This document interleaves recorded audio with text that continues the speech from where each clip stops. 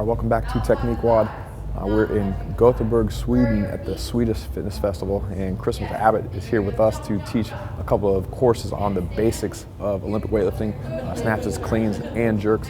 When she gets done here, she's going to come back out to the Eleiko booth and she's going to show a couple of easy tips that she uses with her beginners at CrossFit Invoke to help them learn how to get started with specifically snatches and cleans. Hey, welcome back to TechniqueWOD. My name is Christmas Abbott. I am a nationally ranked weightlifter, CrossFit Games competitor, and I also own CrossFit Invoke in North Carolina.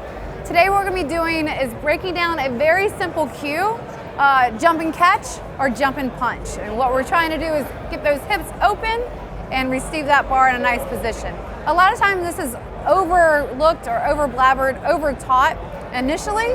And so we're going to break it back down, elicit a really good response, and then you can build from there. So keep it simple, keep it fun, and you'll see that you have better movement from your athlete. Cueing by jumping is going to get them to open the hips, drive through the heels, and really you can do this for the snatch or the clean and jerk. I always start with the snatch because it's the more difficult movement, and I go from more difficult to easier. You hook grip. What's going to happen is I'm going to say jump and punch in order to land it. It's that simple. So every time I'm going to jump the weight up and receive it with a punch into the air. I let people to know they need to get aggressive. So hard jump, high jump opens the hips in order for them to get that bar momentum, their momentum going up, and for them to be able to receive it in a locked elbow every time. The same application can be applied to the clean, and if you watch my hips, you're gonna see that the hips come open if I jump high or hard. Jump, stand. You can do the same with a jerk. Jump, stand. Reset. The athlete understands this a lot easier than being really technical with how they scoop, open the hips, drive through the heels, drive through the toes, and then fall under and receive it.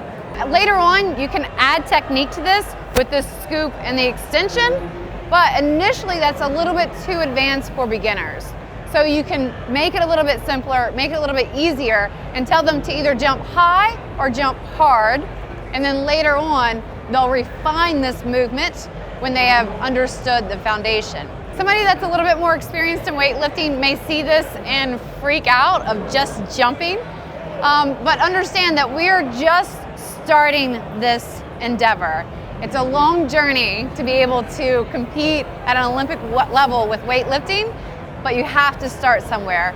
And the jump and catch or the jump and punch is going to elicit that movement as closely as possible before we start to refine it on a more advanced level. If you're a coach out there and you're working with somebody brand new or somebody that's just an awkward mover, definitely take it back a few steps.